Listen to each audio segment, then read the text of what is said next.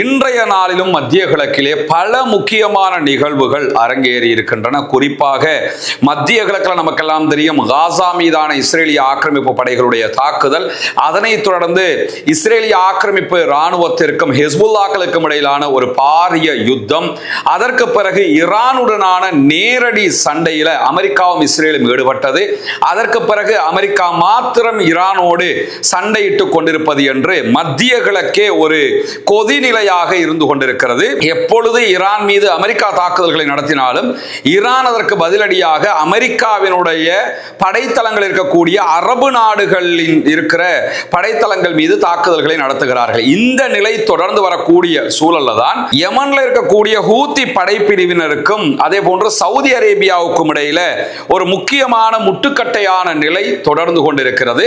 Saudi Arabia யமன்ல இருக்கக்கூடிய ஹவுதீஸுடைய நிலைகள் மேல தாக்குதல் நடத்தியதை தொடர்ந்து ஹவுதீஸ் சவுதி அரேபியாவுடைய கப்பல் பயணங்களுக்கு தடை விதித்திருக்கிறார்கள். ஹவுதீஸுடைய கட்டுப்பாட்டில் இருக்கக்கூடிய பாபல் மந்த பகுதிகளை கடந்துதான் சவுதியினுடைய கப்பல்கள் செங்கடலிலே பயணிக்க வேண்டி இருக்கிறது. எனவே எந்த கப்பலும் அந்த பகுதியில் போகக்கூடாது என்று சவுதி கப்பல்கள் மேல ஹூதீஸ் தாக்குதல்களை நடத்துகிறார்கள். இதுவரைக்கும் சவுதியினுடைய 8 கப்பல்கள் மேல அவங்க தாக்குதல்களை நடத்தி இருக்கக்கூடிய இந்த சூழல்ல ஒரு விரிவான சண்டையை நோக்கி மத்திய கிழக்கு மீண்டும் ஹவுதீஸுக்கும் சவுதிக்கும் இடையிலான சண்டையாக மாற்றம் பெற்றிருக்கக்கூடிய சூழல்கள் இன்றைக்கு உருவாகி இருக்கிறது. இப்படியான சூழலில் தான் இன்றைக்கு வெளியாகி இருக்கக்கூடிய பல முக்கியமான செய்திகளில் முதன்மை செய்தியாக நம்ம பார்க்க இருக்கக்கூடிய செய்தி என்னன்னு கேட்டா, ஈரான் மீதான யுத்தத்தின் மூலமாக அமெரிக்கா தன்னுடைய வரம்பு எது என்பதை புரிந்து கொண்டிருக்கிறது என்கிற செய்திகளை இன்றைக்கு அல் ஜசீராவிலே கருத்துக்களை பரிமாறிக்கொண்டிருக்கக்கூடிய கத்தர்ல இருக்கக்கூடிய ஜார்ஜ் டவுன் பல்கலைக்கழகத்தின் இணை பேராசிரியராக செயல்படுகிற பால் மஸ்கிரோ தெரிவித்திருக்கக்கூடிய செய்திகள் முதன்மை செய்திகளாக இடம் பிடித்திருக்கிறது. காரணம் என்னன்னு கேட்டா, ஜார்ஜ் டவுன் பல்கலைக்கழகத்தினுடைய இணை பேராசிரியராக இருக்கிற மஸ்கிரோவை பொறுத்தவரையில சர்வதேச அளவில் புவியியல் அரசியல் தொடர்பான ஒரு அறிவாளியாக ஆய்வாளராக பார்க்கப்படக்கூடிய ஒருவர். அவர் இன்றைக்கு நடந்து கொண்டிருக்கக்கூடிய ஈரானுக்கும் அமெரிக்காவுக்கும் இடையிலான இந்த சண்டைகள் தொடர்பாக பேசுகிற நேரத்தில் தான் என்ன சொல்றாருன்னா, எப்பொழுதுமே ஒரு ராணுவ ரீதியிலான சண்டை என்று வந்துவிட்டால் அந்த சண்டை ராணுவ ரீதியாகவே முடிவுறாவிட்டால் அது பேச்சுவார்த்தை மேசையில் தான் தீர்க்கப்படும். ஒரு ராணுவ ரீதியாக 2 தரப்புமே அடிச்சுக்கிறாங்க என்று சொல்லி சொன்னா ஏதோ ஒரு நாடு தோல்வி அடையணும்ல. இந்த யுத்தத்தில் அமெரிக்கா ஈரானை தோல்வி அடைய செய்வதற்காக வந்தது, இஸ்ரேலும் சேர்ந்து வந்தது. ஆனா ஈரான் அவர்களால் தோற்கடிக்க முடியவில்லை. ஈரான் யுத்தத்திலே ஜெயித்திருக்கிறது. எனவே இப்பொழுது பிரச்சனையை ஒரு பேச்சுவார்த்தை மேசையில தான் தீர்க்க வேண்டிய நிலை இருக்கிறது. இந்த சூழல்ல தான் அமெரிக்கா தன்னுடைய அதிகார வரம்பை புரிந்து கொண்டிருக்கிறது என்கிறார் மஸ்கிரோ. ஏன் அதை அப்படி அவர் சொல்றார் என்று சொல்லி சொன்னா, அமெரிக்காவும் இஸ்ரேலும் ஈரான்ல ஒரு ஆட்சி மாற்றத்தை உண்டாக்க நினைத்தார்கள். ஈரானுக்குள்ள அவர்களுடைய தலைவரை அவர்கள் கொன்றார்கள். புதியதொரு தலைவரை கொண்டு வர்றதுக்கு அவங்க ரெடியா வச்சுக்கிட்டு இருந்தாங்க. இது எதுவுமே அவங்களால செய்ய முடியாம போயிடுச்சு. முன்னாள் தலைவரை கொன்ற காரணத்தினால ஏற்கனவே இருந்த ஆயத்துல்லா அலி காமனி ரொம்ப அமெரிக்க இஸ்ரேலிய எதிர்ப்பாளர், ஒரு கடும் போக்கானவர் என்று சொல்லித்தான் அவரை கொன்றார்கள். ஆனால் கடைசியில நடந்த விவகாரம் என்னன்னு கேட்டா, அவரை கொன்று அவரை விட கடும் போக்கான ஒரு குழு தற்போது ஈரானுடைய ஆட்சி கட்டிலில் அமர்ந்திருக்கிறார்கள்.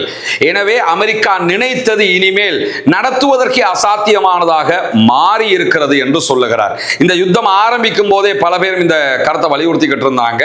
நீங்க யுத்தத்துக்கு போறீங்க, ஈரான்ல நீங்க நினைச்சதை சாதிக்க முடியாம போயிடுச்சுன்னு சொன்னா ஈரானுடைய கடும்போக்காளர்கள் இதைவிட அதிக கடும்போக்காளர்களாக மாறுவார்கள் என்று சொல்லி இருந்தார்கள். ஆயத்துல்லா அலி காமனியை விட முஜ்தபா அலி காமனி அமெரிக்க இஸ்ரேலிய எதிர்ப்பில் ரொம்ப உக்கிரமாக இருக்கக்கூடியவர் என்கிற செய்திகளுக்கு மத்தியில் அல் ஜசீரா தெரிவிக்கக்கூடிய இன்னும் ஒரு செய்தி என்னன்னு கேட்டா, ஐஆர்ஜிசியை பொறுத்தவரையில முஜ்தபா காமனியோடு இணைந்து அவர்களும் ரொம்ப தெளிவான அதிகார மட்டத்தை கையிலே வைத்துக் கொண்டிருக்கிறார்கள். எனவே ஈரானோடு இனி பேச்சுவார்த்தை மேசையில் கூட அமெரிக்கா ஜெயிப்பது எந்த அளவு சாத்தியம் என்கிற கேள்விகளும் தற்போது எழுந்து வரக்கூடிய சூழல்ல தான் மத்தியஸ்த முயற்சிகளை கத்தரும் பாகிஸ்தானும் இணைந்து அமெரிக்காவுக்கும் ஈரானுக்கும் இடையில செய்து வரக்கூடிய சூழல்ல இன்றைய தினம் பாகிஸ்தானுடைய பிரதமர் ஷபாஸ் ஷரீப் திடீர் விஜயம் ஒன்றை மேற்கொண்டிருக்கிறார் சவுதி அரேபியாவுக்கு. சவுதி அரேபியாவுக்கும் யமனுக்கும் இடையில சண்டை. சவுதி அரேபியா யமன்ல இருக்கக்கூடிய ஹவுதீஸ் மேல அட்டாக் பண்ணுகிற அதே சூழல்ல ஹவுதீஸுக்கு சப்போர்ட்டிவா இருக்கக்கூடிய ஈராக்ல இருக்கக்கூடிய ஈரானுடைய ஆதரவு பெற்ற படை படைகள் மீதும் தாக்குதல்களை நடத்தி இருந்தது. இந்த நிலையில ஈரானுடைய ஆதரவு பெற்ற ஈராக்கினுடைய துணை ராணுவமாக இருக்கக்கூடிய ஈராக்ல இருக்கக்கூடிய கதாயிப் ஹிஸ்புல்லா படைப்பிரிவினர் சவுதியினுடைய எண்ணெய் குழாய்கள் மேலெல்லாம் தாக்குதல்களை நடத்தி வருகிறார்கள். அதற்கு இடையில சவுதி அரேபியாவும் பாகிஸ்தானும் ராணுவ ரீதியாக அக்ரிமெண்ட் போட்ட இரண்டு நாடுகளாக இருக்கிறார்கள். இந்த சூழல்ல தான் 2 நாள் பயணமாக பாகிஸ்தானுடைய பிரதமர் ஷபாஸ் ஷரீப் தற்போது சவுதி அரேபியாவுக்கு பயணம் மேற்கொண்டிருக்கிறார். சவுதி அரேபியாவுடைய பட்டத்து இளவரசரும் பிரதமருமாக இருக்கக்கூடிய முகமது பின் சல்மான் MBS அவர் நேரடியாக சந்தித்து பேச்சுவார்த்தைகளை நடத்த இருக்கிறார்.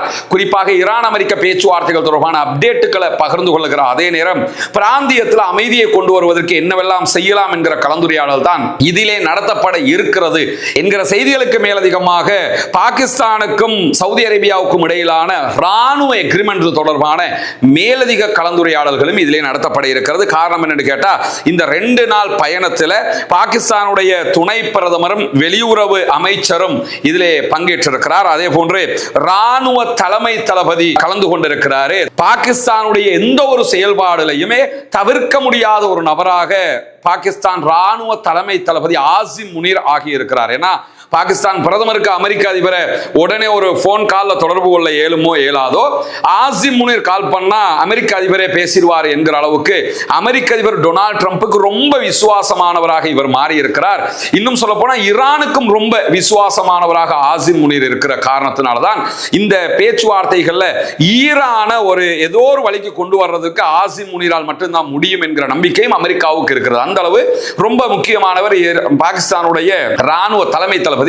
அவரும் இந்த பயணத்திலே பங்கெடுத்திருக்கிறார். அதே நேரத்தில் பாதுகாப்பு படைகளுடைய தலைமை தளபதியும் இந்த பயணத்திலே சவுதி அரேபியாவுக்கு சென்றிருக்கிறார். அதே போன்று பல அமைச்சர்களும் இந்த தூதுக்குழுவிலே பயணித்திருக்கிறார்கள்.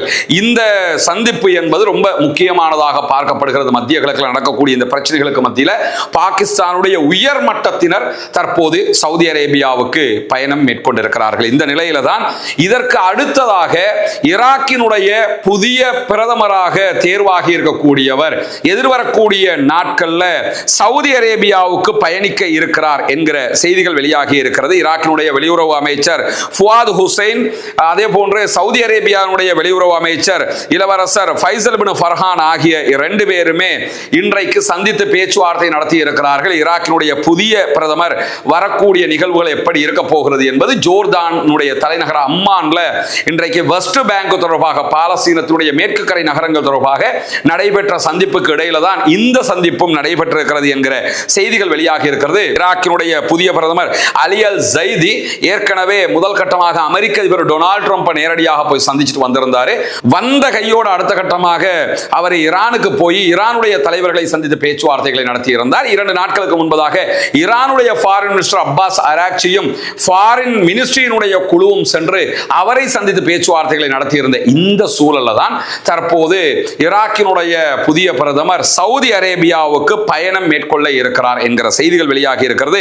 ஆனால் இந்த பயணத்தினுடைய திகதி இன்னுமே முடிவு செய்யப்படாத ஒரு சூழலும் இருக்கக்கூடிய நிலையில தான் ஈராக்ல இருக்கக்கூடிய ஈரானுடைய ஆதரவு பெற்ற குழுவாக செயல்படுகிற ஈராக்கினுடைய துணை ராணுவ பிரிவாகவும் செயல்படக்கூடிய குழுவின் மீது சவுதி அரேபியாவும் அமெரிக்காவும் இணைந்து தாக்குதல்களை நடத்தி இருந்தார்கள். அந்த குழுவும் நேரடியாக சவுதி அரேபியா மேல தாக்குதல்களையும் நடத்தி இருந்தது. இப்படி 2 தரப்பு தாக்குதல்களுக்கு மத்தியில தான் தற்போது ஈராக்கினுடைய புதிய பிரதமர் சவுதி அரேபியா பயணிக்க இருக்கிறார் என்கிற செய்திகளும் இன்றைக்கு வெளியாகி இருக்கக்கூடிய சூழல்ல இன்றைக்கு வெளியாகி இருக்கக்கூடிய ஒரு டாப் லெவல் செய்தி என்னன்னு கேட்டா, ஈரானுடைய தென்கிழக்கு கர்மான் மாகாணத்தில் இன்றைய நாள் இஸ்ரேலுடைய மொசாதுக்கு உளவு பார்த்த குற்றச்சாட்டில் 21 பேரை ஒரே இடத்துல தூக்கி இருக்கிறது ஈரானுடைய IRGC என்கிற செய்திகள் வெளியாகி இருக்கிறது. ஈரானுக்குள்ள உட்கார்ந்துகிட்டு ஈரானுடைய ராணுவ தகவல்களை சேகரித்துக் கொண்டு இஸ்ரேலுடைய மொசாதினுடைய கூலிப்படையாக இவர்கள் செயல்பட்டு வந்தார்கள் என்கிறத கண்டறிந்துதான் IRGC மொத்தமாக இவர்களை ஒரே இடத்துல தட்டி தூக்கி இருக்கிறாங்க. இவர்கள் நீதிமன்றத்தில் நிறுத்தப்பட்டு தூக்கு தண்டனை விதிக்கப்படுவார்கள் என்கிற செய்திகள் இன்றைக்கு ஈரானுடைய ஊடகங்களால் வெளியிடப்படுவதை நம்ம பார்க்க முடியும். ஈரானை பொறுத்தவரையில் ஈரானுக்கு எதிராக ராஜ துரோகத்தில் யார் ஈடுபட்டாலும் உடனே அவங்க தூக்கு தண்டனைக்குத்தான் நியமிக்கப்படுவார்கள். ஈரான் மட்டுமில்லை, எந்த ஒரு நாடுமே நாட்டை காட்டி கொடுக்கிற வேலையில யார் ஈடுபட்டாலும் அவர்களுக்கு மரண தண்டனை விதிப்பார்கள். அந்த மாதிரியான ஒரு சூழ்நிலைக்கு தற்போது இந்த 21 பேரும் தள்ளப்பட்டிருக்கிறார்கள். இவர்கள் ஈரான் பற்றிய உளவு தகவல்களை, ராணுவம் பற்றிய தகவல்களை சேகரித்து மொசாதுக்கு வழங்கக்கூடிய வேலை, எட்டப்பன் வேலையை பார்த்திருக்காங்க. அதனாலதான் இவர்கள் தட்டி தூக்கப்பட்டுள்ளார்கள் என்கிற செய்திகளுக்கு மத்தியில் இஸ்ரேலிய ஆக்கிரமிப்பு படைகள் இன்றைக்கும் காசாவிலே தாக்குதல்களை நடத்தி இருக்கிறார்கள். 3 அப்பாவிகள் கொல்லப்பட்டிருக்கிறார்கள், ஷஹீதாகி இருக்கிறார்கள் என்கிற செய்திகளுக்கு மத்தியில் வெஸ்ட் பேங்க்ல இருக்கக்கூடிய கலந்தியா அகதி முகாம் பகுதிகளில் 60க்கு மேற்பட்ட அப்பாவி பாலஸ்தீனர்களை இன்றைக்கு கைது செய்திருக்கிறது இஸ்ரேலிய ஆக்கிரமிப்பு படைகள் என்கிற செய்திகள் வெளியாகி இருக்கிறது. இந்த 60க்கு மேற்பட்டவங்கள்ல பெண்கள், சிறுவர்கள் கூட அடங்கி இருக்கிறார்கள் என்கிற கவலையான செய்திகளும் இன்றைக்கு வெளியாகி இருப்பதை நம்ம பார்க்க முடியும். இப்படியான ஒரு சூழல்ல தான் ஏற்கனவே நம்ம சொன்ன மாதிரி மத்திய கிழக்குல சவுதி அரேபியாவுக்கும் யமன்ல இருக்கக்கூடிய ஹவுதீஸுக்கும் இடையில ஒரு பாரிய சண்டை மீண்டும் உச்சம் தொட்டு கொண்டிருக்கிறது.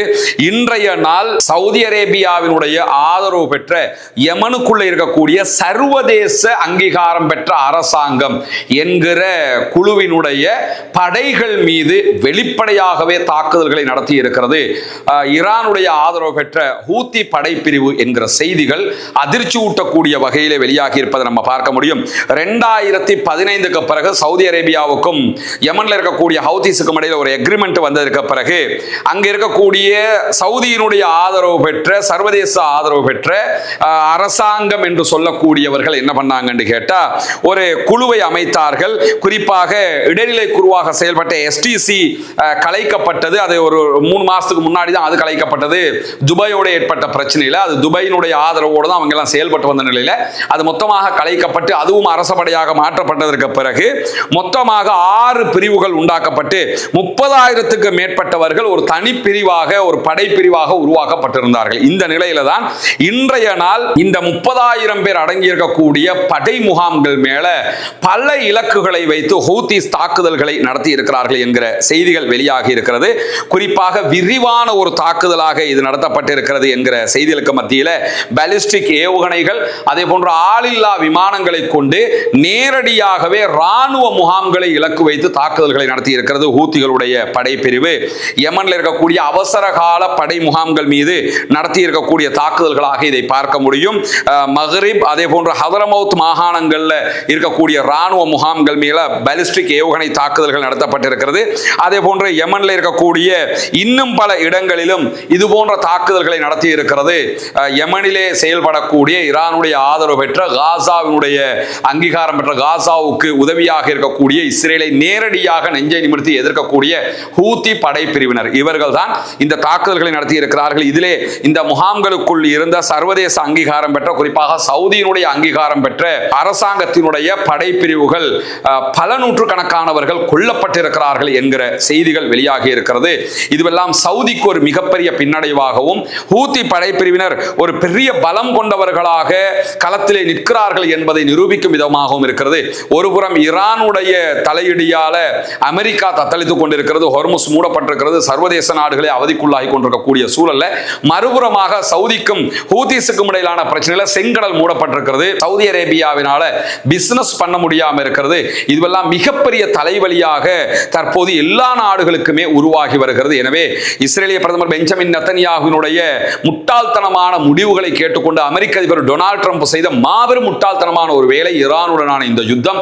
அந்த யுத்தம் தற்போது ஒரு இடியப்ப பின்னலாக மாறி மத்திய கிழக்கையே தீ வைத்து எரித்துக் கொண்டிருக்கிறது என்பதைத்தான் நாம் புரிந்து கொள்ள முடியும். பொறுத்திருந்து பார்ப்போம் அடுத்ததெல்லாம் என்னவெல்லாம் நடக்கப் போகிறது என்பதை வரக்கூடிய உண்மை செய்திகளை உடனுக்குடன் உங்களோடு பகிர்ந்து கொள்வதற்கு தயாராக இருக்கிறோம்.